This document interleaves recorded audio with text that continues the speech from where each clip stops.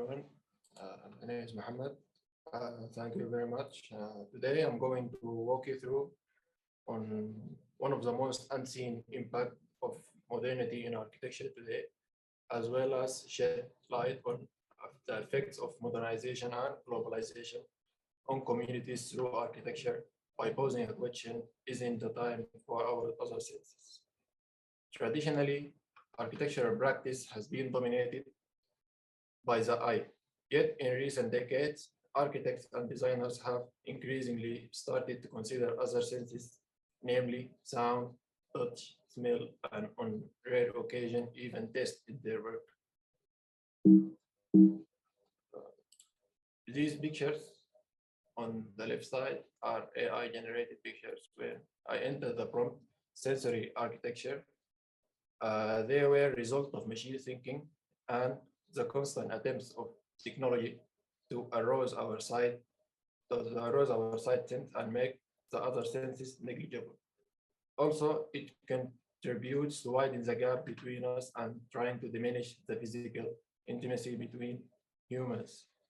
The idea for this presentation came to me when I was observing the architectural trends in Sudan and how people interact with them, with their, with their favorable styles, materials, forms, and so on. I noticed that no one described their experience in the building. They were just, they were simply fascinated by the shapes and forms of building as well as the new technologies used on it. This was, for me, this was the kind of detachment from reality. In the beginning, let us think of this statement made by the Finnish architect Johanni Belasma, where he set the scene with the opening lines of his paper, The Geometry of Feelings, where he attempts to address how our feelings and memories interact with organic buildings and how they stimulate our imagination. Whereas today's architecture gives us no sense of existence or meaning. Architecture has been gradually regarded as visually idealized and aestheticized spaces in modern architectural theory, education, and practice. Architecture has gradually detached itself from its intentional background. So I'm basing myself on the argument that architecture has become so intensively a kind of a game with form that the reality of how people experience architecture has been overlooked. It is true that the physical nature of the built environment and the visual qualities of a space dominate our other perception of a building. But this phenomena leads to say that the relationship between architectural form and how architecture experience has been neglected or overlooked. The dilemma nowadays in architecture is what I call the dominance of the visual. I believe that the quality of good architectural work must address six aspects: form, function, cost, ecological, social, and psychological, or in other words, sensible. Most architects today, uh, most architects nowadays only address the first four aspects and the other two have been neglected. Given that architecture is now being criticized by the public for only how modern and luxurious it is and not for how responsive it is to our community culture and needs, which is a sign of forcible globalization and how humans dive deep into the consumer culture to meet the requirement of the global free market.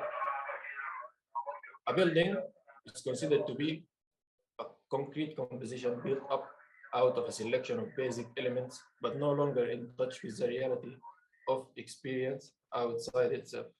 In fact, it is no exaggeration to say that our response to the environment in which we find ourselves, whereas built or natural, is always going to be the result of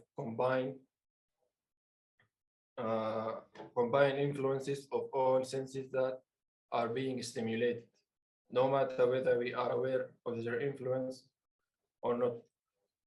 Yet, it is certainly not the case that architects have uniformly ignored the non-visual senses. Many artists and architects have tried to implement sensory devices, proving that every sense can be significant in transforming the experiential qualities of architecture. Here are five spaces designed to heighten our awareness in very unexpected ways. The first example is the Art of the Scent exhibition in the Museum of Art and Design in New York, which launched as the first major exhibition on fragrance as an artistic medium rather than just a product, just a consumer product. Then here, there is the chocolate room on the American Pavilion in Venice, which covered in 36 sheets of Nestle chocolate wallpaper that was silk screen printed. As for Dutch, the Hazelwood School in Glasgow is specifically designed for children who are both blind and deaf. The architect Alan Dunlop developed a plan that allowed children to follow a linear route through the building, and furthermore, the interior walls covered with multiple textured materials, which students can follow with their hands to make sense of their whereabouts within the school. Not only this, but also the anechoic chamber in South Bank University in London, which is designed to harness total silence as a way to respond to the listening, to the hearing senses. Here I'm going to discuss a local example with a little of detail to demonstrate how the hearing sense and the sound can be used to define modernization. I choose the recitation of Sudanese poet Muhammad al-Hassan Salim Humaid. Humaid is considered to be a very patriotic poet who always describes the repression and the difficulties, realities of capitalism, globalization, and theocratic regimes.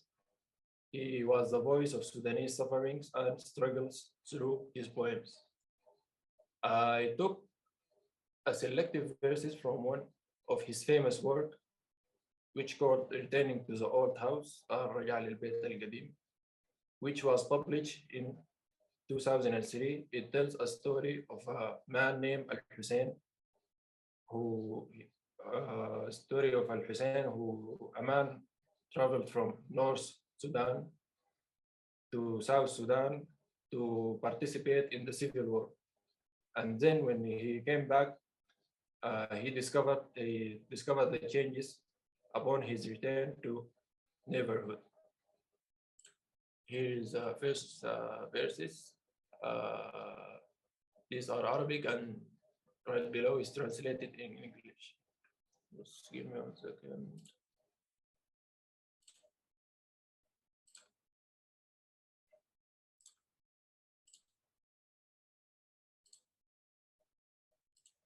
مفتوحة قلبا كله خير من غدر ما مساه مس لا طبلة لا كيرون سويتش ولا ترابيس لا جرس لا سلك شايك لا متاريس لا كلاب لا غفير تفاوض ولا حرس لا لا الذب. Okay, in these verses, after his return, Al-Hussein describes the lack of safety and the aspect of security that appeared in his neighborhood, such as lock and barbered wires, guard dogs, and doorbells. This shows how modernity reinforced individualism ideology that drives to cut the bound of the community and creating phenomena such as spread of crime,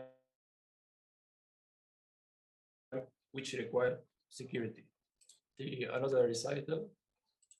يختفي يا بيوت من الخاطر القراب ورهاب رهابات تختفي الاعتذارات ما بتفي وجيت ما لقيتكن ما هفي أبوابنا مو صاجة حديد يغسل درابزين الرذاذ حيطاننا مسمنت وحجر شباكنا الوسيخ لو قزاز. Here Al-Hussein, who is the hero of this story, also noticed the changes in the shape and construction of the shapes and the construction of his neighborhood houses, and the increased usage of new materials such as concrete, stone, and glass. There were also new elements such as steel railings on doors and windows that he considered an outsider features that invaded the general look or image of his neighborhood and affected its social fabric. Here, Hamed also demonstrate how globalization tends to link communities by promoting products and images that are compatible with the global free market. At the end, I suggest that we as architects and designers revisit our architectural backgrounds to and implement the human experience and our culture as design components, and somehow try to diminish the idea that architecture is not only limited to site. Thank you.